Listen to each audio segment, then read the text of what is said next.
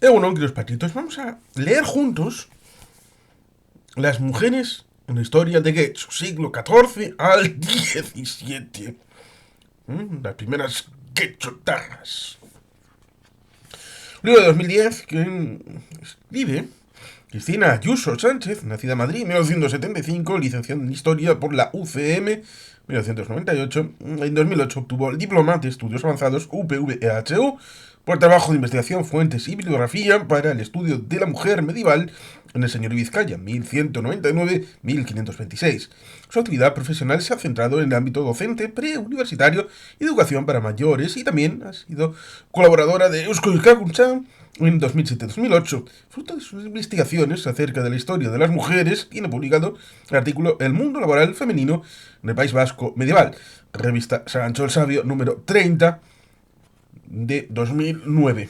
Con lo cual, entronca perfectamente en esa biografía este libro de las primeras Getxotarras, las mujeres en la historia de Getxo, siglos XIV y XVII. Y no solamente va a cubrir el día de hoy, sino también en los próximos días, con lo cual lo haremos escalonado. Porque hay una introducción, vida de la iglesia, mujeres en la vida pública, matrimonio y la familia, mujeres en la actividad económica en la iglesia, mujer e iglesia, mujer y marginación, y luego unas conclusiones. Con lo cual, avanzamos. Introducción. La aportación de la mujer a la historia ha sido silenciada durante siglos, solo a partir del momento en el que las mujeres empezaron a tener mayor presencia en la sociedad y la política, se ha tratado de conocer su realidad pasada, y eso ha sucedido ya en los siglos XIX y XX. Por ello, se hace necesario acercarnos a la realidad de nuestras primeras antepasadas, para escribir la historia desde el principio. Nombres femeninos relacionados con los linajes de Getxo y Martiartu aparecen desde las primeras noticias que se tienen de la iglesia de Getxo. ¿Cómo eran sus vidas? ¿Qué rol ocupaban en el linaje y la sociedad? Son las preguntas que tratamos de contestar en el presente trabajo, pero no solo se trata de conocer la realidad de las mujeres nobles. Por ello, nos hemos preguntado también cómo eran las campesinas, artesanas, las viudas, las mujeres pobres. El límite cronológico que se ha fijado, el siglo XVII, se explica la relación con las fuentes, ya que en el siglo en el que aparecen los primeros datos registrados de forma sistemática acerca de la población de Getxo, registros parroquiales de bautizados, casados y finados, fogueras, etc. Estas fuentes nos permiten cerrar el estudio con un abanico de datos más consistente que el que nos aportan las fuentes medievales. La historia de género y el papel de las mujeres en la historia ha sido objeto de estudio, sobre todo desde los últimos 30 años, desde distintas corrientes historiográficas. La profundización en este tema ha permitido elaborar estudios especializados en los distintos ámbitos de la mujer y su vida, el jurídico, el familiar, el laboral, etc. Y también elaborar estudios muy concretos desde el punto de vista local y provincial. Sin embargo, sigue siendo difícil hacer una historia de mujeres. Un primer acercamiento a las fuentes documentales e instrumentos básicos para historiador nos muestran el mundo básicamente y fundamentalmente de hombres. El ámbito de gobierno, los regidores, la toma de decisiones que afectaban a todos los habitantes de una comunidad. Casi todos los oficios aparecen como territorios masculinos. Hay que escarbar un poco más, profundizar en los documentos para constatar la presencia de las mujeres. La realidad es que las mujeres participaban de casi todos los ámbitos, pero quedaban oscurecidos por la óptica masculina que rige la documentación.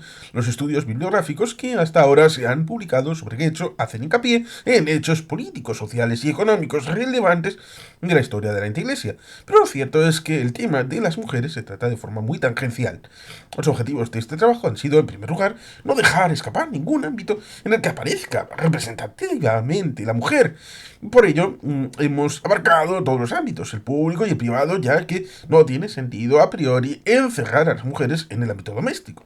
Vamos a tratar de explorar las posibilidades de las mujeres de escapar del control patriarcal y de transgredir la norma.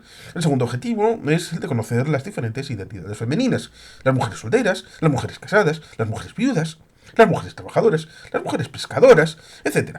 En realidad, los distintos apartados de este libro hay que entenderlos como un todo que ayuda a obtener una visión general de cómo vivieron las Getxotarras en el antiguo régimen y sacar a la luz la aportación silenciada a nuestras antepasadas en la historia. 2. La vida en la anteiglesia de Guecho. Como actuábamos en la introducción, la historia de Guecho ya ha sido contada en diferentes obras que han señalado la bibliografía.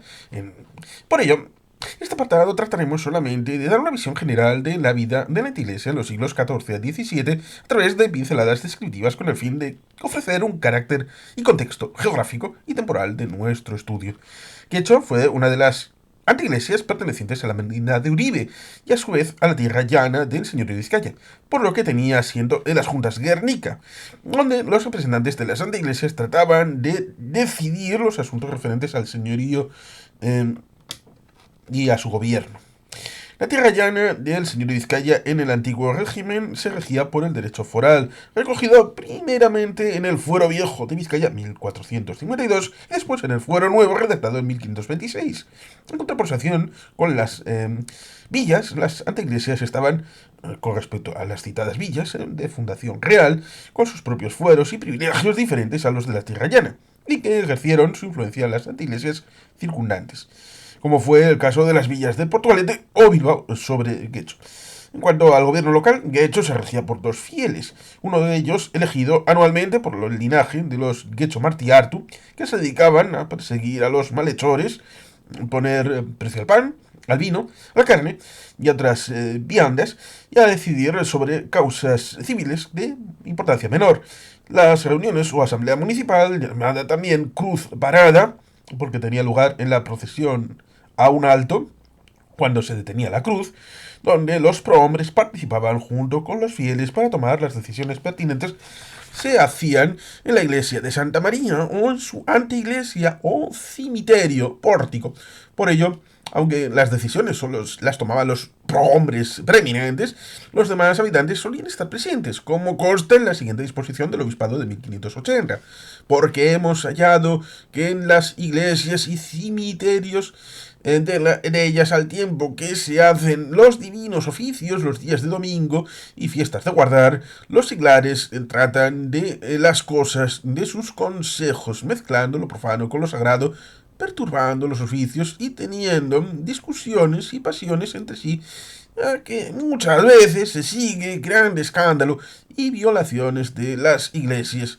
Mandamos que en las cosas de sus consejos no las traten en dichas iglesias y cementerios, al tiempo que se dicen los divinos oficios. En 1597 no se había corregido los abusos, según la denuncia de un procurador de las Juntas Generales de Guernica, que esto pervierte la costumbre y está mal que se haga dentro, y cuando han de empezar los oficios en presencia de las mujeres y de hombres que no tienen ni voz ni voto, y que solo sirven para bulto y alboroto. Una parte de la población, incluidas las mujeres y algunos hombres, como dice el documento, no tenían ni voz ni voto en la toma de decisiones. La población, que nunca fue muy numerosa, unos 635 habitantes en 1635, según las fogueras, en un principio estaba circunscrita al núcleo de Santa María. Con el tiempo se fue extendiendo hasta formar dos barrios diferenciados, el de Santa María, dedicado a la agricultura y ganadería, y el de Algorta, especialmente pesquero. Esta dualidad se dio también en el mundo de las mentalidades.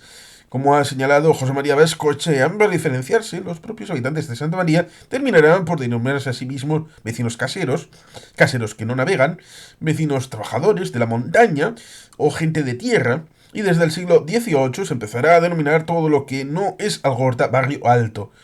Por su parte, los de Algorta aparecen nombrados como mareantes del puerto, vecinos del barrio de Algorta o gente de mar.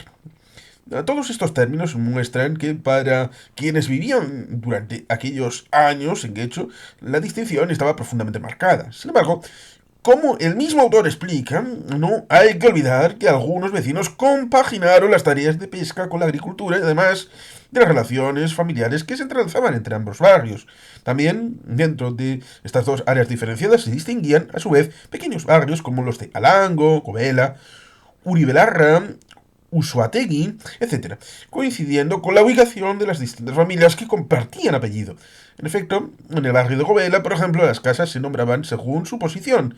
La delantera o aurrecom, la zaguera o la de arriba, la goicoa, la bajera, y en cada una de ellas seguramente vivían distintas ramas de la misma familia. A pesar de las diferencias que las hubo entre vecindad cuando la ocasión lo demandaba, las y los guechotarras actuaban de forma conjunta, haciendo prevalecer el bien común sobre los intereses particulares. Este fue el caso de los problemas que surgieron cuando Martín de Vallecilla intentó reedificar el molino de Alza e inundó tierras de labranza que pertenecían a algunos vecinos de Guecho. Ante la negativa de Martín de Vallecilla de parar las obras, las autoridades guechotarras obligaron la siguiente ordenanza en el 1657. En la anteiglesia de Guecho, en cruz parada, a la hora de la procesión en la misa mayor, todos los vecinos y moradores, según es costumbre, a tratar de las cosas del servicio de Dios y bien común de toda la República. Don Martín de Vallecilla, caballero de la Orden de Santiago, vecino de Portugalete, por molestarles y hacerles daño, había reedificado los molinos de Alza, que han estado demolidos de mucho tiempo a esta parte por el agua.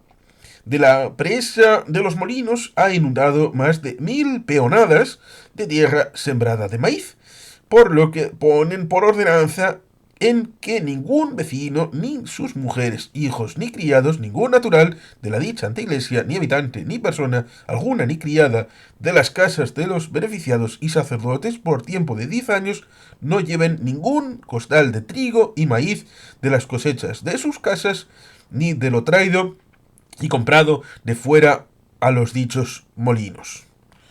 Archivo Histórico Provincial de Vizcaya. Protocolos de Juan Bautista de Arias. Se estipulaba una pena de 100 reales para el que no cumpliera con la ordenanza, además de perder el trigo y maíz que hubieran molido. En este caso, la solidaridad vecinal actuó para boicotear a Martín de Vallecilla por perjudicar los intereses de la iglesia. Al igual que el pórtico de la iglesia era el lugar de reunión de la comunidad, los vecinos tenían su lugar propio de reunión y conversación en la portaleda de las casas. Una especie de pórtico que les permitía estar al tanto de lo que ocurría en los caminos, que también era el lugar de encuentro de los moradores de la anteiglesia. Del mismo modo, eran normales las visitas de las casas de otros vecinos, donde se charlaban y comentaban algunos de los acontecimientos que tenían lugar en la vecindad, ya que en una población tan pequeña todo el mundo se conocía. Da la sensación de que los antiguos habitantes de la iglesia vivían con una bastante tranquilidad, dedicados afanosamente a su trabajo. Esa vida, comparándola con la de las villas, podríamos calificarla de monótona. Sin embargo, la aparente tranquilidad de la anteiglesia se trastocaba en ocasiones con algunos episodios violentos que protagonizaron los habitantes de Guecho. Por ejemplo, en 1654 el cura Martín de Sarria recibió un golpe en la cabeza con el mango de un hacha por intentar poner paz en un enfrentamiento que presenciaba entre los vecinos carpinteros. Y de las agresiones entre vecinos y vecinas que se tiene noticias son varias, normalmente por motivos económicos y problemas de convivencia.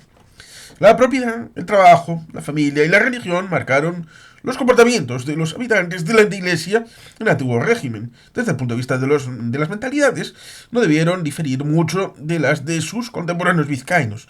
Como ha señalado José Carlos Enríquez, a las comunidades aldeanas vizcaínas se las impuso, por parte de la mentalidad misógina de la Iglesia, las normas puritanas e ideológicas del Estado, la represión paternalista de las autoridades forales vizcaínas y los códigos patriarcales de las estructuras de clase agraria. Unas pautas de actuación basadas en la obediencia, la sumisión y el recato. Sin embargo, como el mismo autor explica, la asimilación de estas rígidas normas por parte de la comunidad plebeya no fue siempre como se esperaba, ya que las concepciones plebeyas de la sexualidad, de las relaciones afectivas, sentimentales, matrimoniales y familiares fueron mucho más plurales y tolerantes de lo que hasta ahora nos hemos imaginado.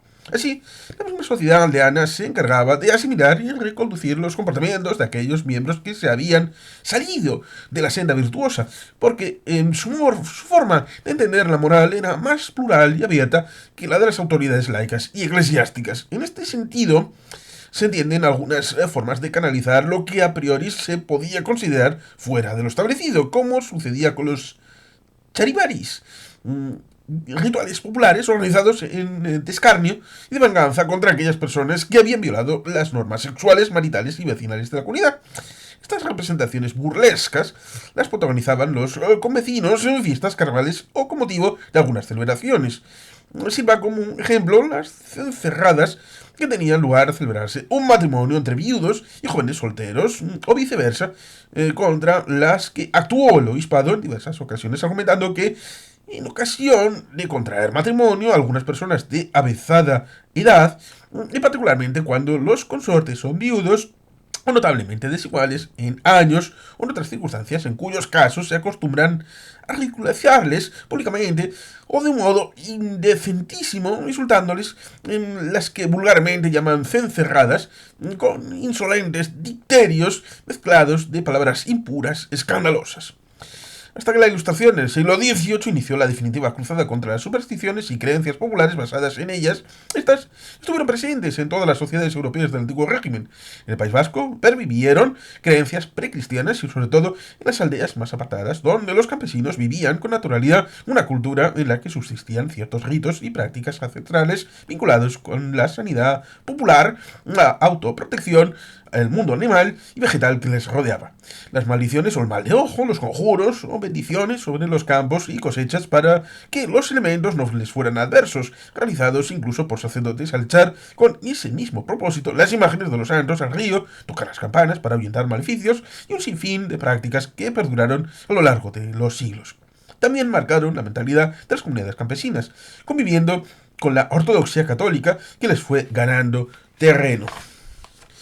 Para terminar este cuadro impresionista de la anteiglesia, hacemos mención a otra curiosidad acerca de la mentalidad de la época, el concepto de la hidalguía universal asociado a la limpieza de sangre. En 1619, Domingo de Goicoechea, vecino de la anteiglesia, presentó probanza ante el regidor del señorío acerca de la limpieza de sangre de su esposa, Mari Ochoa Gorondona de Avellaneda, originaria de las Encartaciones. En la carta de probanza que se adjuntaba aparecían las declaraciones de los testigos, de varios testigos que atestiguaban, valga la redundancia, conocer a sus padres y abuelos como personas honradas, libres y como hombres notorios e hijos de algo. Asimismo, juraron que eran buenos cristianos y que no descendían de moros, ni judíos, ni marranos, ni nuevamente convertidos, ni investigados por el Santo Oficio de la Inquisición. El Foro Nueva Vizcaya reconoció en 1526 la hidalguía universal de todos los vizcaínos, lo que implicaba la igualdad jurídica, la exención de impuestos, al menos en teoría, y garantías procesales. Esto llevó aparejado una política inmigratoria restrictiva, puesto que prohibía la residencia en el señorío a los judeoconversos, moriscos o nuevos cristianos. Los residentes que no fueran capaces de demostrar su limpieza de sangre tenían que abandonar la región inmediatamente. Es posible que la mayor presencia de judíos en la región de las Encartaciones durante la Edad Media llevara a desconfiar de la limpieza de sangre de una originaria de esas tierras y a cuestionar su residencia en la anteiglesia de Guecho. 3. Las mujeres en la vida pública. La capacidad de actuación de las mujeres en la vida pública no ha sido siempre igual a lo largo de la historia.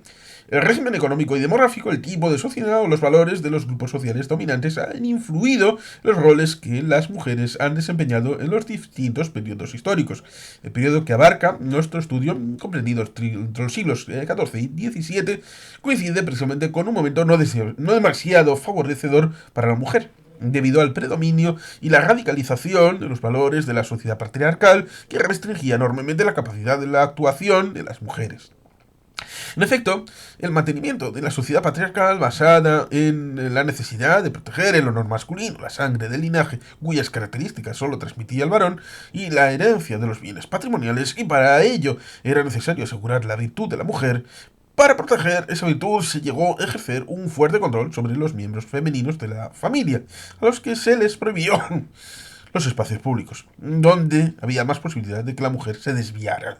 Este férreo control familiar se trasladó sin problemas a la legislación. Así, mientras que en la alta Edad Media las mujeres tenían cierta capacidad jurídica, desde el siglo XIII, tanto la legislación civil que se retomó en derecho común o romano, como las nuevas corrientes filosóficas que adoptó la Iglesia, basadas en el aristotelismo y su concepción de la mujer como un ser inferior o imperfecto, determinarán la incapacidad legal de la mujer y, por lo tanto, la dependencia jurídica del hombre.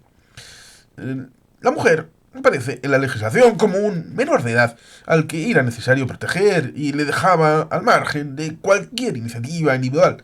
Este tipo de leyes no aparecieron exclusivamente en los grandes códigos legislativos castellanos como las 7 partidas vigente desde 1348 o las leyes de Toro 1505, sino que, a menor escala, regularon también la convivencia de las comunidades campesinas y de las villas, a través de una normativa que limitaba la presencia de la mujer en los espacios públicos, alegando que aquella era la causante de toda clase de disturbios y males para la comunidad. Por poner algunos ejemplos, las ordenanzas medievales de Guernica prohibieron a las mujeres salir antes del repique de campanas de su casa hacia la iglesia. Ordenamos que, por tanto, somos informados que algunas mujeres de esta villa, en son de servir a Dios, van a las iglesias de esta villa a misa y a vísperas antes que tengan la campana y están sobre sus fuerzas de ella en deservicio de Dios, diciendo endechas y en otras parlando, y a causa de esto viene daño a sus faciendas. Mandamos que ninguna vecina de esta dicha villa ni forana sea osada de ir a las dichas iglesias ante que así tengan a misa y a vísperas so pena de cada 60 maravedís. Según esta ordenanza, las mujeres que estaban en la iglesia sobre sus tumbas familiares y hablando entre ellas fueran de los horarios de misa, además del desorden que provocaban en la propia iglesia, descuidaban las labores de sus casas y desatendían a hijos y esposos, lo que causaba daño a sus haciendas. Las ordenanzas de la cercana Bilbao limitaban a 6 el número de mujeres que podían visitar a la recién parida y prohibían los corrillos de mujeres en la vida pública. Las mujeres que se asienten con sus sillas en las calles públicas, fuera de las puertas y tableros, que no se asienten so pena de ordenanza. Y así un largo etcétera que recordaremos en otros momentos de la exposición. ¿Cuál es el objeto de tanta prohibición? Tenemos que pensar que eran los hombres preeminentes en cada concejo los que elaboraban este tipo de leyes, es decir, los mismos que querían evitar que sus mujeres salieran de sus casas si la salida no estaba plenamente justificada, ya que entendían las reuniones de mujeres como un peligro para el orden público y social, como un apéndice más a todo esto. Podemos comprender que se excluyera también a las mujeres del poder político y por tanto del gobierno y de la legislación. La situación de dependencia y de subordinación del género femenino, que quedó configurada en los siglos bajomedievales, no mejoró con la llegada de la modernidad, sino que fue aún más acusada, sobre todo a partir del Concilio de Trento, 1545-1563, cuando la Iglesia, como explicaremos más adelante, trató de ejercer un mayor control sobre las costumbres morales y sexuales de la sociedad y sobre todo de las mujeres. Pues para la mentalidad misógina de los padres de la Iglesia, ellas eran portadoras de pecados deplorables como la tentación o la lujuria. Este panorama desolador, sin embargo, atiende a una realidad jurídica y que lógicamente tuvo su influencia en la realidad cotidiana de las mujeres en el antiguo régimen. Pero eso no quiere decir, afortunadamente, que todas vivieran en este mundo tan encorsetado. De hecho, el control del que hemos hablado antes era fácil mantenerlo dentro de los estamentos privilegiados porque las nobles no tenían por qué salir de casa. Pero, ¿qué pasaba con las esposas e hijas de las clases populares que debían colaborar con su trabajo en las haciendas familiares? Aquí, imponer estas limitaciones se hacía mucho más difícil, y la presencia de estas mujeres en los espacios públicos fue casi constante. Por ello, encontraremos a lo largo de este trabajo varios ejemplos de esta contradicción entre la legalidad y las múltiples situaciones de la vida cotidiana que nos ofrecen una realidad mucho más rica de la que la normativa en un principio nos hace suponer. Referencia al tema que corresponde a este apartado, vamos a ver la presencia pública de las mujeres en Guecho, atendiendo a una triple vertiente y la capacidad de actuación que tuvieron las nobles del linaje local, la presencia de las mujeres comunes en el gobierno de la anteiglesia y, por último, su capacidad jurídica en las estructuras públicas y en los juicios. 3.1. Las mujeres del linaje Guecho-Martiartu. Las primeras noticias que se tienen de la anteiglesia de Guecho son precisamente referentes a los linajes que poblaron estas tierras y a la lucha de bandos que protagonizaron. recuperaremos la mención mil veces repetida del linaje de Guecho que hace Lope de Salazar. El linaje de Guecho es antiguo, de buenos escuderos que poblaron allí en Guecho y vieron siempre aquel monasterio de Santa María, y vienen de una generación y sangre de los Asúa y Villela y Aruncibay y Basurto, por linaje de Don Garcituerto de Basurto. Respecto de la cronología, aunque la misma crónica narra cuando los moros se apoderaron de España, se acogió a esta tierra de Guecho un noble que hizo en ella su casa y habitación y edificó el monasterio de Santa María, que permanece, el primer vestigio arqueológico asociado a los restos más antiguos de la iglesia de Santa María, es del siglo XII. La fuente documental más antigua, que corresponde al 1390, cuando se incluye la iglesia de Santa María entre las llamadas de patronato laico dentro del señorío de Vizcaya.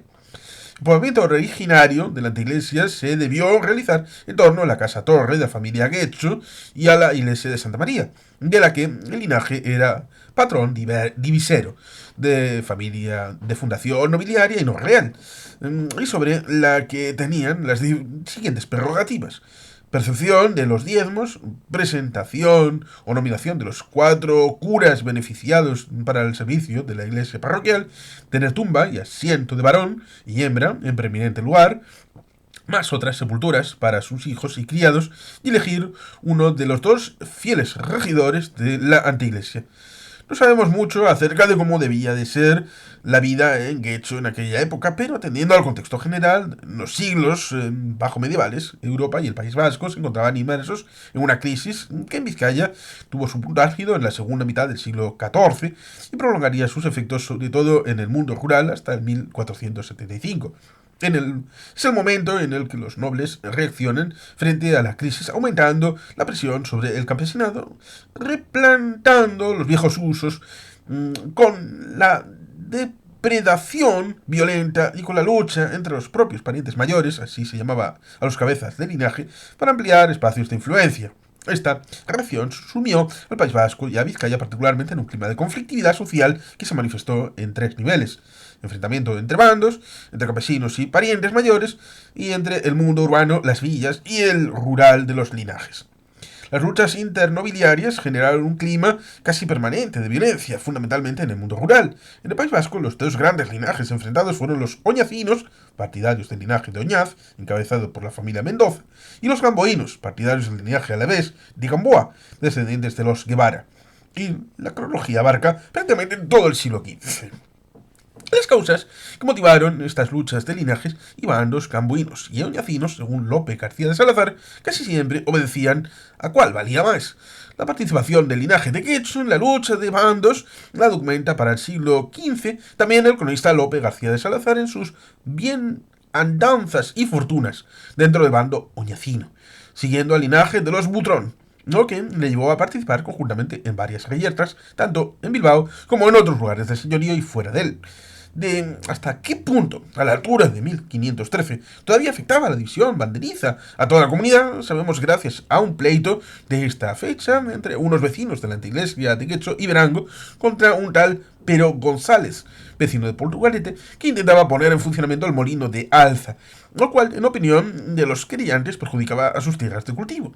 En este pleito, algunos testigos afirmaron que los vecinos moradores de las anteiglesias de Erandio, Martiarto e Guecho, en Santo Domingo de Verango, San Juan de Lejona, y toda la comarca de dicho río de Cresalso, han sido, son de linaje, bando e opinión de dicho Martín de Vitris, de Gómez González de Butrón, su suegro, la tiene, obedecen, sirven por pariente mayor, los han dado amenazan para que no digan depongan la verdad en favor de dicho Pero González, ni le den lugar de haber piedra en madera y otros materiales para hacer los dichos molinos, ni por donde lo pueden traer a acarrear. Según el acusado Pedro González, la construcción que llevan a cabo en el molino de Alfa no afecta realmente a las tierras de cultivo de los campesinos quechotarras, sino que estos le denunciaron porque había recibido la amenaza de los Guecho y de los Butrón, cuyos intereses sí estaban en contra de la construcción del molino. Pero, ¿qué papel jugaron las mujeres dentro de estos orígenes escasamente documentados de la anteiglesia y del linaje? Podríamos analizar este papel en tres vías de actuación. En primer lugar, como guardianas del honor y del linaje. En segundo, como elemento fundamental de las estrategias matrimoniales. En tercer lugar, como herederas y dirigentes del propio linaje. Guardianas del honor del linaje. Las mujeres desempeñaron un papel relevante en los bandos nobiliarios que se enfrentaron en los siglos bajo-medievales. Si los hombres debían mostrar su valor en el campo de batalla, a las mujeres les correspondía preservar el honor del linaje. En primer lugar, debían mantener su propio honor como esposas y madres, mientras que los miembros masculinos de la nobleza no tenían problema alguno en expandir sus genes fuera del matrimonio. La virtud de sus mujeres no podía quedar en entredicho de ninguna manera. Solamente hay que observar el árbol genealógico que aparece más adelante para ver que efectivamente los hijos naturales o bastardos eran aceptados con normalidad. Se utilizaron en la política matrimonial como las hijas de los Butrón y llegaron incluso a heredar el linaje, Martín Ortiz de Martiartu. Estos deslices, admitidos en el caso masculino, eran impensables para las mujeres nobles, que debían hacer gala permanentemente de su honestidad. En segundo lugar, las banderizas tuvieron un papel relevante en los momentos dolorosos, especialmente en los entierros que se sucedían a la muerte de un guerrero, además de hacer grandes manifestaciones de duelo, arrancándose las vestiduras y arañándose el rostro.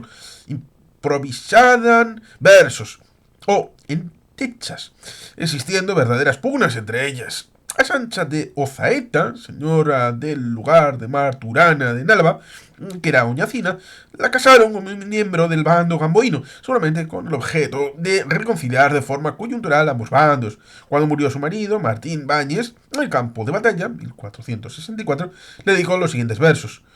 Oñeta colur au jabil sicara, lau aragoyoc venean besala.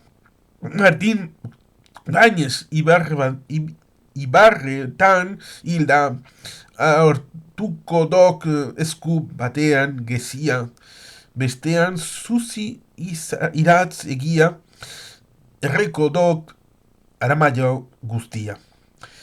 Metíame la tierra bajo los pies y como ella todas las carnes, decía al recordar cómo su esposo murió en el sitio de Ibarreta. Tomaré en una mano el dardo y en la otra una antorcha encendida y quemaré toda Aramayona. Estas endechas parece que se siguieron cantando y recordando por los valles de Aramayona y Mondragón años después. Hubo otras poetisas como Juana de Butrón, hija de González de Butrón, Súa de Alos, etc.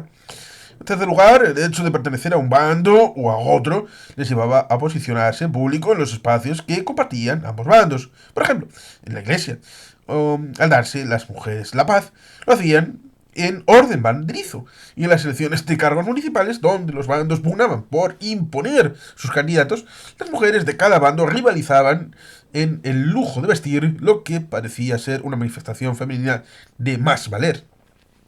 En las estrategias matrimoniales, el linaje de los Guecho, que, como hemos dicho, participó en las luchas banderizas del lado oñacino, siguiendo el linaje de los Butrón, intentará materializar su posición dentro del bando a través de dos sistemas. Uno, ya mencionado, sería la colaboración militar y otro a través de las alianzas matrimoniales. Tanto los linajes locales como su misma calidad, como el linaje principal. En efecto, las mujeres fueron un elemento estratégico fundamental en la política de alianzas entre los linajes dentro del contexto de lucha de bandos, siempre como sujeto pasivo, ya que los matrimonios eran acordados entre los padres de los novios por interés político y económico. Estas alianzas se hacían con la intención de extender el radio de actuación del linaje fuera de los límites de la casa solar originaria, incluso buscando la parentela con la nobleza castellana, de la que acabaron por relacionarse muchas de las casas solariegas vascas. Desde el punto de vista de un linaje menor, como fue en su origen el de los Guecho, las relaciones parentales con otros linajes le sirvieron para consolidarse como familia preeminente en la anteiglesia y para aumentar su espacio de actuación en las anteiglesias colindantes a través de la unión de patrimonios. Si observamos los enlaces matrimoniales que se realizan los Guecho entre los siglos XV y XVI, podemos ver hasta 3 enlaces con la familia Butrón. Así, en 1444, Ochoa Ortiz de Guecho se casa con Teresa Gómez de Butrón, hija natural de Gonzalo Gómez de Butrón. El hijo de estos, Ochoa Ortiz de Guecho, se casó con María López de Martiartu, del linaje de los Martiartu, también emparentados con los Butrón.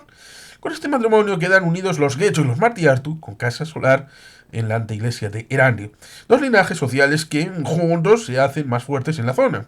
Su hijo primogénito, Martín Ortiz de Guecho, diputado del señorío y reformador del fuero, fue desheredado por sus padres al casarse sin su consentimiento con Beatriz de Butrón y Mújica, hija natural de Alonso de Butrón. El heredero del linaje será su hermano menor, Diego Pérez, que se casó con Juana de Basaldúa.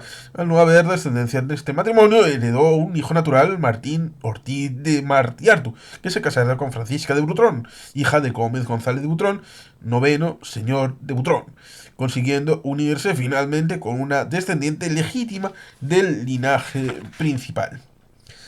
Pero no solamente se buscó parentela para el bando oñecino. Diego Pérez de Guecho y Martiartu se casó con Leonor de Osorio y Porres, hija del tesorero mayor de Vizcaya y duque de Nájera, y doña Inés de Osorio, de la familia de los condes de Trastámara y duques de Aguiar, la cual aportó en su matrimonio nuevas e importantes posesiones.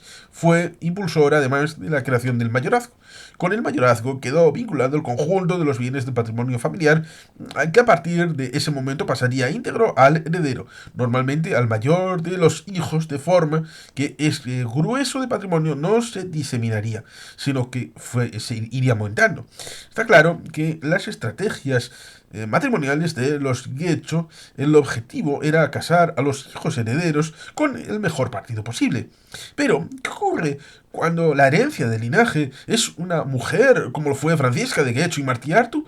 En ese caso, precisamente, lo que se va a evitar es que se case con un hijo de un linaje principal, pues quedaría absorbido el linaje de los Guecho y Martiartu por uno mayor. Así, al fundarse el mayorazgo de 1549, se pone como condición que en caso de que la herencia recaiga en hembra, que ésta no puede casar con hijo mayor de Butrón o Música o Amenaño o Lasso, ni otro marido que tenga casa de más calidad. Francisca casará con un heredero de la calidad similar, Ordoño de Zamudio y Zugasti, agregándose el mayorazgo de las casas de Zamudio y Zugasti. En el siglo XVII se sigue ampliando las posesiones familiares a través de enlaces matrimoniales con otras casas de la zona, como son los Asúa, Sangroniz e Inglés, al mismo tiempo que decrece el vínculo con la anteiglesia. Y aquí tenemos, en un lado, tenemos el escudo, como se ve, escudo del linaje Guecho, 1697. Los dos lobos pasantes se corresponden al escudo personal de doña Leonor Osorio Porres.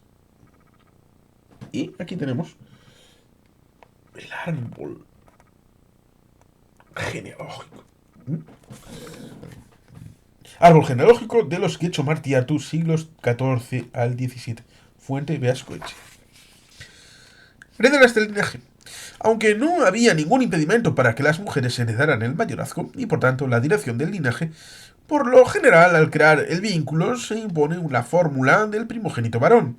En el vínculo Guecho Martiartu Zamudio Zugasti, creado en el matrimonio de Francisca con Ordoño, así se estipula para que en las dichas casas no pueda suceder sino el dicho mayor, y a falta de los varones haya de suceder la hija mayor, y a su falta sucesivamente la otra hija, de manera que el varón siempre se pusiera a la hembra. En relación con la dirección del linaje encontramos dos mujeres que desempeñaron este cargo. Una es Francisca de Guecho y Martiartu como heredera, y la otra doña Úrsula de Gondra, en la que recaerá el padronazgo de la anteiglesia por las deudas que contrajeron los herederos legales con su suegro, descendiente de una rama colateral del linaje. Detengámonos brevemente en explicar qué papel desempeñó cada una de ellas en el gobierno de la anteiglesia. La primera heredera femenina del linaje Guecho Martiartu fue Francisca de Guecho y Martiartu, hija, como hemos dicho, de Diego Pérez de Guecho y Martiartu y Leonor de Osorio Porres. y lo hace en ausencia de descendiente masculino. Francisca solo tenía una hermana pequeña, Águeda, y en su testamento, en 1548, Leonor dejó la facultad a su marido, Diego Pérez, de fundar mayorazgo en su heredera. Y así lo hizo este, en las capitulaciones matrimoniales de Francisca con Ordoño de Zamudio, que se firmaron un año después. Como heredera del linaje, Francisca tenía, en teoría, ciertas funciones en el gobierno de la Anteiglesia, como eran la elección de los curas beneficiados y la de uno de los fieles regidores. Sin embargo, desde la fundación del mayorazgo en 1549 hasta la muerte de Francisca en el 29 de mayo de 1560, en el posparto de su hija Antonia, y a pesar de ser ella, en teoría, cabeza de linaje, los que ejercieron el poder de facto fueron primero su padre Diego y después su marido Ordoño de Zamudio. En el nombramiento de los fieles de la Anteiglesia, en 1570, Ordoño de Zamudio nombra a Pedro de Zubiaga y Martín de Sarría fieles regidores para este año, dándolos por buenos los vecinos allí presentes. En el mismo documento se dice que antes de Ordoño lo había hecho Diego Pérez y sus antepasados, por lo que Francisca no debió ejercer este derecho que le pertenecía. Además de las prerrogativas del patronazgo, también gestionaron Diego y Ordoño los bienes patrimoniales, y no con muy buen tino, ya que en el primer tercio del siglo XVII gran parte de estos bienes estaban en propiedad de sus acreedores. Como vemos, la capacidad de actuación de Francisca fue muy limitada y sus derechos los acabaron ejerciendo primero su padre y después su marido. Pero el poder del linaje no se dejó sentir solo por la influencia política, por la dependencia económica de la mayoría de los habitantes de la Anteiglesia o por su residencia más o menos continuada en ella, sino también por los elementos distintivos que le diferenciaban y separaban del resto. Y aquí es donde las mujeres del linaje cumplían seguramente una función importante de transmitir su preeminencia social. En primer lugar, a través de la ostentación externa, gracias a la indumentaria, vestidos, joyas. El vestido desempeñaba una función simbólica, ya que cada uno debía de vestir según su condición. Desde la Baja Edad Media, la nobleza era la única que podía llevar ciertas telas de lujo en el vestido y el tocado. Las autoridades, preocupadas siempre por el gasto desmedido de la población, prohibieron en el siglo XV el uso del oro en personas que no fueran nobles.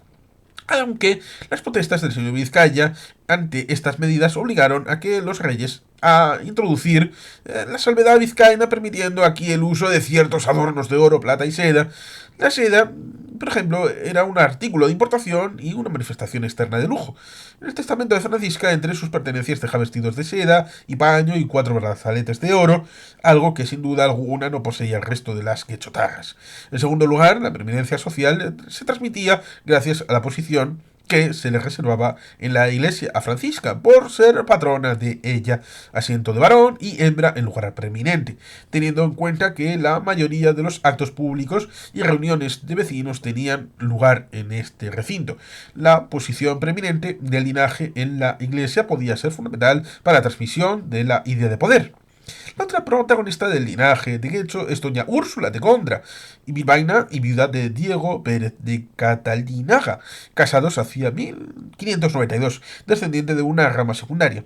La pertenencia de las casas del patronazgo de Guecho le llegó por las deudas que había contraído Diego Pérez de Martiartu con su suegro Bartolomé de Catalinaga, y que habían pasado primero a su marido Diego Pérez de Catalinaga y después de la muerte de este a ella misma. Úrsula obtuvo en sus manos durante unos años el patronazgo de Guecho con sus bienes y prerrogativas, incluyendo los honores de elegir a los curas beneficiados de la iglesia y uno de los fieles regidores. Durante este tiempo, Úrsula gobernó las propiedades de la familia, arrendando casas, molinos y heredades, reservándose para ella la casa de Guecho, en la que pasaba algunas temporadas. También nos consta que, a pesar de ser mujer, Úrsula sí llegó a nombrar durante algunos años a uno de los fieles regidores, como recuerdan algunos testigos a colación de un pleito del que hablaremos más tarde. Estos testigos recuerdan como doña Úrsula de Gondra, viuda del capitán Catalinaga y en posesión del patronazgo, hacía el nombramiento del fiel anualmente. Sin embargo, los propios vecinos de la Anteiglesia no se lo debieron de poner fácil, llegando a poner en entredicho su potestad, ya que el año que nombró fiel a Andrés de Sarría, hacia el 1622, los vecinos le quisieron contradecir por no haber dueño efectivo de las dichas casas. A pesar de estos problemas, parece que finalmente los tales fieles por ella nombrados usaban y ejercieron el dicho oficio. Algunos testigos añaden que después de estas desavenencias con la anteiglesia, Úrsula se desentendió del nombramiento de fieles hasta que le sucedió el siguiente patrón. También tuvo que defender su posición como patrona ante los herederos del linaje, que además también estaban enfrentados entre sí. Por un lado, reclamaban el patronazgo doña Antonia de Zamudio, hija natural de Jerónimo de Zamudio, y a la que su tía Antonia había nombrado heredera, y su marido don Álvaro de Mendoza. Este matrimonio aprovechaba quizás las ausencias de Úrsula para invadir sus heredades. En una ocasión talaron los árboles pertenecientes a la casa de Quecho por lo que Úrsula tuvo que recurrir a la justicia y pedir que no les dejaran talar ni cortar los montes pertenecientes a las dichas casas. Por otro lado, encontramos a Juan Ortiz de Asúa, tercero en discordia, hijo de Águeda de Quecho y Martiartu. Este reclamaba para sí el patronato, argumentando que, en primer lugar, que el patronazgo no lo podía heredar Antonia de Zamudio porque era hija natural y no legítima, y en segundo lugar, que al ser propiedades de mayorazgo no podían ser ejecutadas por deudas y por tanto no podían pertenecer a Úrsula. Tras varias demandas judiciales, en 1623 Juan Ortiz de Asúa ganó el pleito por posesión del mayorazgo y un año después expulsó a Úrsula y a sus criados y gente de la casa de Quecho donde ella vivía. Y en señal de posesión cerró las puertas principales de dicha casa con una mesa redonda vieja, tres camas de madera viejas, dos arcas grandes de echar trigo, 5 cubas, la bodega con el lagar, viga que está dentro de la dicha casa. Además de echarla de la casa de Quecho, Juan Ortiz de Asúa visitó cada una de las propiedades, la mayoría en manos de vecinos de la anteiglesia, como arrendatarios de Úrsula, y tomó posesión de ellas abriendo y cerrando las puertas, tomando tierra y tirándola con una mano de una a otra parte. A los arrendatarios de los molinos de Mimenaga y de Ibarra los expulsó y ante los demás arrendatarios se presentó como el nuevo dueño al que a partir de ese momento tenían que pagar los alquileres y diezmos. Las propiedades del mayorazgo no se limitaban a la anteiglesia de Quecho y Juan Ortiz de Asúa siguió tomando posesión de casas, molinos, heredades y honores en Erandio, Lejona, etc. No sabemos que fue de Úrsula de Gondra, una vez expulsada de las propiedades de Quecho. Seguramente volvió a Bilbao y allí intentó recuperarlas, ya que en los años 30 del siglo XVII todavía sigue coleando el pleito sobre el mayorazgo. En 1640 hay sentencia definitiva según la cual solo las deudas contraídas anteriormente a la fundación del mayorazgo, 1549, podrían ser reclamadas por los acreedores, pero las contraídas después no tendrían ningún derecho. Esta sentencia deja definitivamente fuera de las propiedades de la anteiglesia a Úrsula de Gondra e inaugura una nueva línea sucesoria del linaje en Juan Ortiz de Asúa y sus descendientes. 3.2. El gobierno de la anteiglesia. En los municipios de las mujeres no podían ostentar cargos y oficios públicos relativos a la administración, por lo que, como plantea María Isabel del Val, la mujer tenía una escasa, por no decir nula, actividad directa en todo lo que se refiere al gobierno y administración de la comunidad.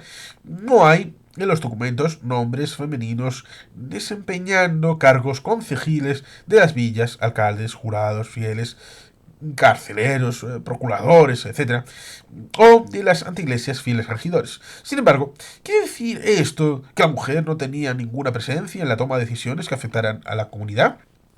Luis Miguel Díez de Salazar ha señalado la posible presencia de mujeres en las reuniones del concejo, fueros de Viguera y Valdefuentes, también como integrantes de la comunidad de vecinos en los momentos relevantes, por ejemplo, en los contratos de vecindad en las villas de Tolosa o Vergara, o la exposición pública de quejas de la comunidad. Llama la atención la denuncia que hicieron Mari Ibáñez, costurera, y otras mujeres que estaban presentes en Santa María de Begoña de Bilbao. Estas mujeres pidieron a los clérigos de Santa María que sirvieran en las fiestas con más clérigos y misa cantada, y como medida de presión dejaron de ofrecer algunas de ellas sus obladas.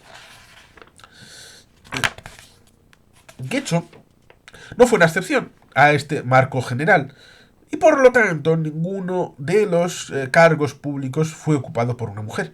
Pero a través de un conflicto que tuvo lugar entre la comunidad y los patronos de la anteiglesia por el nombramiento de los fieles, sabemos que las mujeres estaban presentes en las reuniones de la asamblea o cruz parada en las que tenía lugar el nombramiento de los mismos. Se trata del pleito que surgió por la elección irregular de fieles en 1633. El 1 de enero de ese año, como era costumbre, se reunieron los vecinos dentro de la iglesia antes de que empezase la misa conventual para proceder al nombramiento de los regidores. Sin embargo, esta vez no esperaron a que llegara el patrono don Diego de Asúa Martí Artú y Guecho, nieto de Juan Ortiz de Asúa y menor de edad, sino que fueron los propios fieles de 1632, aconsejados por algunos vecinos, los que nombraron a los que les sucederían. Cuando llegó don Diego en compañía de su tutor, se encontró con que ya se había realizado la elección y ante esa desobediencia interpuso un pleito en el que defendía su prerrogativa porque su familia había ejercido ese derecho desde antiguo. Entre los testigos del juicio que siguió hay dos mujeres, María San de Capitillo y Teresa de Capitillo, hermanas y beatas que vieron todo lo acontecido. El testimonio de estas mujeres viene a corroborar, además, que durante al menos 40 años, una tenía 60 y otra 62 años en el momento del testimonio, estas hermanas habían visto cómo los patronos de la familia Guecho habían nombrado anualmente a uno de los fieles, recordando incluso nombres y apellidos de algunos de ellos. Es muy posible que las mujeres estuvieran presentes también en otros acontecimientos tan importantes como la elección de los representantes a las juntas generales de Guernica, a la que acudían todos los vecinos y moradores y en general en todos los actos públicos y la toma de decisiones de la comunidad que se celebraban en la iglesia y en el cementerio de ella. Se aprovechaba el momento más importante, misa conventual, cuando estaban reunidos todos los vecinos para celebrar todo tipo de actos, contratos de arrendamiento, de servicios públicos como el aprovisionamiento de vino, las ordenanzas o acuerdos municipales, reparto de tierras concejiles, algunos juicios relevantes, etc. Volviendo a los testimonios femeninos del pleito de 1633, estos corroboran que las mujeres presenciaban los acontecimientos importantes de las comunidades, quizá porque estos se celebraban en la iglesia, que era el principal espacio de socialización de las mujeres y también que coincidía con lo que ocurría en la vida pública de la anteiglesia. Sin embargo, la influencia que pudieran ejercer ellas sobre los acontecimientos que sucedían a su alrededor era seguramente muy limitada. Las mujeres constituían una especie de ciudadanos de segunda categoría como meras observadoras y sin posibilidad de una participación activa, que quedaba asignada exclusivamente a los miembros masculinos preeminentes de la comunidad. 3.3. Otorgante de escrituras públicas en los tribunales, testigo y pleitista. La asistencia a la firma de escrituras ante el escribano mediante acuerdo verbal y la participación en juicios era otro aspecto destacado en los que la mujer traspasaba el umbral de lo privado y se exponía ante la comunidad. La presencia de la mujer en escrituras públicas es constante en la documentación medieval y moderna. Se trata fundamentalmente de cartas de compra-venta, intercambio, donación o arrendamiento de bienes muebles e inmuebles, testamentos, etc., que se solían realizar en la casa de alguno de sus firmantes. Su nombre aparece junto con el del marido, ya que cualquier cambio en los bienes del matrimonio afectaba a los dos cónyuges. Cuando se trataba de solteras o viudas, la mujer solía aparecer sola en las escrituras, disponiendo de sus propios bienes. El derecho en general le daba esta posibilidad desde antiguo. En el fuero de las encartaciones se decía que cualquier hombre o mujer de las encartaciones puede trocar sus heredades o casa o raíz con quien quisiere en el juridicio de las encartaciones. Y también que se permitía a cualquier hombre o mujer que tenga heredad en las encartaciones y no viva en ellas hacer donación de esa heredad. En el fuero de la merindad de Durango se concedía también a hombres y mujeres la posibilidad de vender heredades.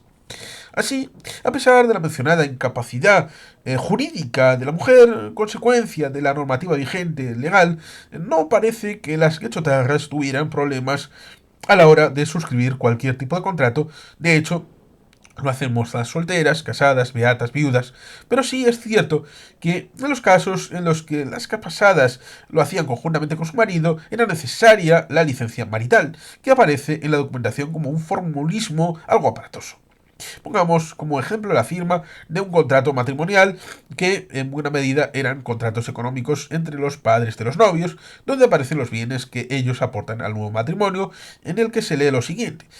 Primeramente, los dichos Francisco de Arteaga Villaverde y Francisca de Tellaeche, su mujer, padres del novio, con licencia de la susodicha, pidió al dicho su marido para otorgar juntamente con esta escritura y lo que en ella iba declarando y a jurar, y al dicho Francisco de Arteaga y Villaverde se la dio y concedió a dicha Francisca de Tellaeche, su mujer, la licencia según y para el escrito que por ella le es pedida, y prometió de no la revocar por ninguna causa, y la susadicha la aceptó, y de ella usado los dos marido y mujer juntos y juntamente y de mancomún a la voz de uno, y cada uno de ellos por sí y por todo insolidium. Como se aprecia en el texto, Francisca de Tellaeche, para poder otorgar conjuntamente la escritura por la que dotaban a su hijo, pidió licencia a su marido Francisco de Arteaga. Francisco le concedió licencia y ella la aceptó. En algunos contratos matrimoniales o de compra-venta de bienes, también se obliga a la mujer a jurar sobre la escritura para dar mayor valor a su palabra cuando no va acompañada de ningún varón. Este es el caso del acuerdo matrimonial entre Pedro de Hornaza y Mari Ochoa de Maitagan. A él, huérfano, le dota su tía, Teresa de Aurriaganea. Mari Ochoa, por su parte, sin referencia familiar, se dota a sí misma en 66 ducados. Pues bien, a la hora de suscribir, dice el escribano que, por ser Pedro menor de edad y Teresa y Mari Ochoa mujeres, por mayor fuerza y corroboración de esta escritura, juraron con la mano derecha sobre ella. Algo parecido ocurría a la hora de testificar. Es raro ver un nombre femenino en el espacio reservado a los testigos fehacientes de sentencias, demandas y escrituras, pero los juicios, sin embargo, la mujer podría ser requerida por los tribunales igual que el hombre para dar su testimonio, como aparece en las ordenanzas medievales de la vecina Portugalete, donde hombres y mujeres debían acudir ante la llamada del preboste para dar pesquisa de lo que supieren les fuere preguntado, y tenían que hacer juramento de decir la verdad. En todo caso, su juicio podría tener menor valor que el del hombre. En las ordenanzas de Guernica se diferenciaba de forma jerarquizada entre varones, mujeres y mozas, dándoles menor valor a la palabra de estas últimas. Ítem, ordenamos que sobre cualquier calonia de 60 maravedís o donde Ayuso, si hubiere dos testigos varones que concordasen, baste para la condenación de la calonia. Pero ordenamos que si en los hornos o molinos o partes donde mujeres estuvieren de parto, puedan ser testigos dos mujeres y dos mozas e una mujer e una moza para cualquier colonia e pena que en estas ordenanzas. Solamente cuando el suceso ocurría en lugares propios de mujeres como los hornos o molinos era suficiente el testimonio femenino. A veces se especificaba cómo había de ser la testigo, por ejemplo, que sea viuda, de buena fama. La imagen de la mujer como persona de poco fiar hacía que su testimonio se pusiera en duda, pero, por otro lado, resultaba inevitable que se la requiriera como testigo al estar presente en los sucesos de la vida cotidiana de la comunidad. La edad debía de ser un dato importante a tener en cuenta a la hora de elegirlas, como en el pleito por el nombramiento de fieles en 1633, en el que ambas testigos superaban los 60 años.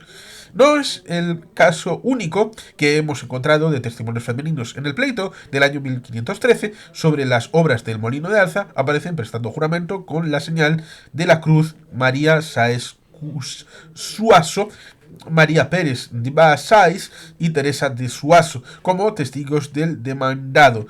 Las dos primeras eran viudas y casada la otra, todas vecinas de Erandio. Además de como testigos, las mujeres podían participar en los juicios como pleitistas. Es cierto que algunas leyes intentaron limitar la presencia de las mujeres en los juicios. Por ejemplo, en las causas civiles no hacía falta que se personasen ante el juez. Podían hacerlo su procurador o el juez mandaba un escribano a sus casas. En las criminales sí tenía que comparecer e incluso se les llegó a prohibir expresamente estar en juicio faciendo ni defendiendo sin la dicha licencia de su marido. Sin embargo, a pesar de estas cortapisas, las mujeres podían levantar querella igual que los hombres para defenderse de cualquier agravio y no parece que las mujeres, por el hecho de serlo, tuvieran problemas para interponer demandas ante la justicia independientemente de su condición. Además, en los casos observados no se han registrado parcialidades en las sentencias a favor de hombres o mujeres. No hay diferencia, excepto cuando la ley la marca. Casos de adulterio, amancebamiento, etc. Ahora bien, si no se evitó que las mujeres acudieran a los juicios, por lo menos sí se les obligó a elegir un representante masculino para que acudiera con ellas. Así, las casadas solían estar representadas por los maridos que actuaban en voz de su mujer y cuando no había marido que los representara tenían que elegir un procurador. Son numerosos los motivos que llevaron a mujeres a juicio, en algunos casos para defenderse y en otros como acusación particular, a veces sola y otras con sus maridos u otras personas. La debilidad física de la mujer le hacía ser objeto de numerosos elementos de agresiones, incluida la sexual, con pocos mecanismos para defenderse. Si bien es cierto que la violación estaba duramente penada por la ley, las mujeres que habían sido objeto de una agresión sexual tenían que manifestarlo, incluso de forma exagerada, para que las autoridades creyeran que efectivamente habían sido forzadas. Como plantea Iñaki Bazán, el hecho de dar voz y gritos, patalear, insultar o arañar al agresor fue puesto siempre en evidencia en los procesos por violación para demostrar de esta forma la realidad del abuso sexual cometido contra la voluntad de la víctima y la violencia física presente en el acto. Además de violaciones, las mujeres podían sufrir numerosas agresiones por parte del padre, tutor o esposo dentro del ámbito familiar y por parte de vecinos o desconocidos en el ámbito público. Francisca de Ibatao iba con el zurrón de harina por el camino que llevaba del molino a su casa cuando ésta fue agredida por su vecino Juan de Pinaga, maestro carpintero de 52 años. Este, sin motivo aparente, le dio con un palo con todas las partes del cuerpo y la dejó derribada en el suelo. Parece que el camino para el que iba Francisca estaba dentro de sus propiedades de las de Juan de Pinaga, pero era un camino comunitario que podían utilizar todos los vecinos de Guecho. Sin embargo, lo que declaró haber ocurrido Juan distaba mucho del testimonio de Francisca. Según lo explicó, Francisca iba por su heredad pisando y estropeando el trigo que estaba pisando y plantando, y abriendo los setos. Él le dijo que no fuera por ahí, y ella no solo no le hizo caso, sino que además le había llamado desvergonzado y pícaro. Era difícil probar quién tenía razón en estos casos porque ambas partes presentaban testigos que corroboraban sus declaraciones aunque fueran opuestas. Incluso solía presentarse el parte médico del cirujano como prueba de la acusación.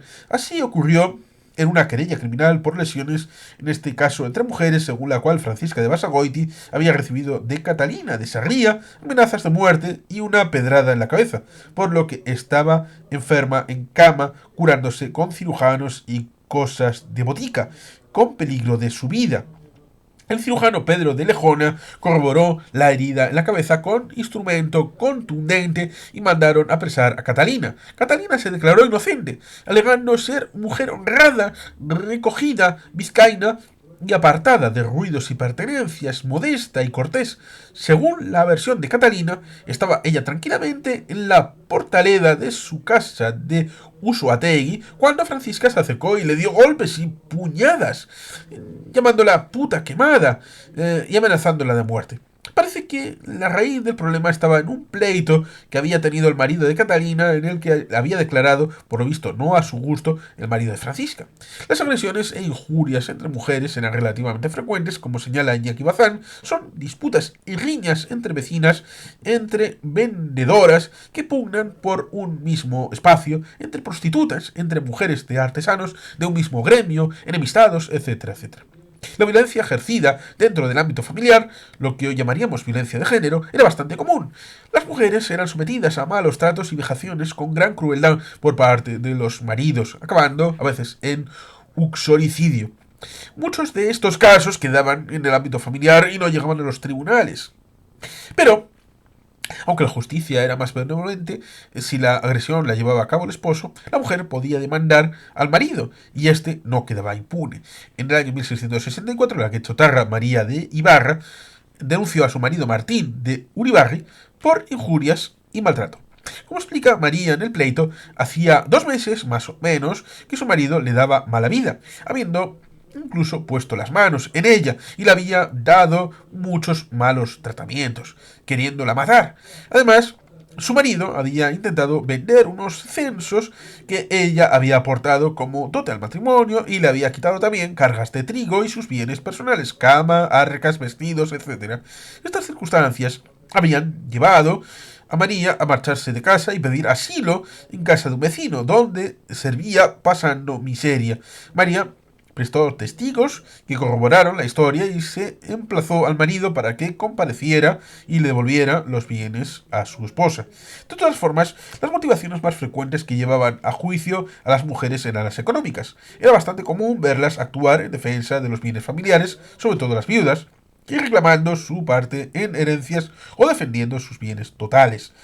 Esto último quizás sea la causa más común, bien porque no han recibido lo acordado en el contrato matrimonial, demasiado, demandando incluso al padre, que no ha pagado todavía toda la dote, bien reclamando los bienes totales incautados, dilapidados por maridos irresponsables. A veces la demanda era el único medio de salir de una situación penosa. Pongamos el ejemplo de la viuda Pascuala de Arrezubiaga, que en 1610 escribe una carta otorgando poderes a unos procuradores para que la representen en un juicio que espera tener contra su yerno. Este se había apoderado de una casa, la casa de los Arrezubiaga, sin derecho y le hacía cada día muchos malos tratamientos. Las mujeres también eran requeridas a presentarse en los pleitos por los bienes o delitos de sus difuntos maridos o por delitos propios como deudas u ocupación indebida de tierras. En 1609, María Ibáñez de Govela, viuda, tuvo que hacer frente a una acusación que le reclamaba 12 ducados de deudas de paños. El alcalde de Fuero, Martín de Zurbarán, solicitó la presencia de María Ibáñez ante la denuncia interpuesta de Pedro de Ibarra, vecino también de Guecho. Según Pedro, hacía unos 14 años que habían vendido a María Ibáñez 2 varas y media de paño negro, una barra de tafetán y una onza de pasamanos por precio de 12 ducados que no habían sido todavía abonados. Unos meses después compareció María Ibáñez con su procurador ante el alcalde y no solo se declaró inocente, sino que acusó a Pedro de Ibarra de ser él el deudor real de real y medio. Las demandas por deudas eran muy frecuentes, ya que los pagos de las transacciones económicas no se solían efectuar en el momento, sino que se fiaba. También eran muy frecuentes los préstamos entre particulares, con lo que en todas las villas y anteiglesias vizcaínas la mitad de la población debía dinero a la otra mitad. Según la ley, las mujeres no podían ser encarceladas por deudas. Por ello, cuando resultaban culpables, se recurría a la libertad bajo fianza o al internamiento en un convento. Conclusión. Ya que lo vamos a dejar aquí.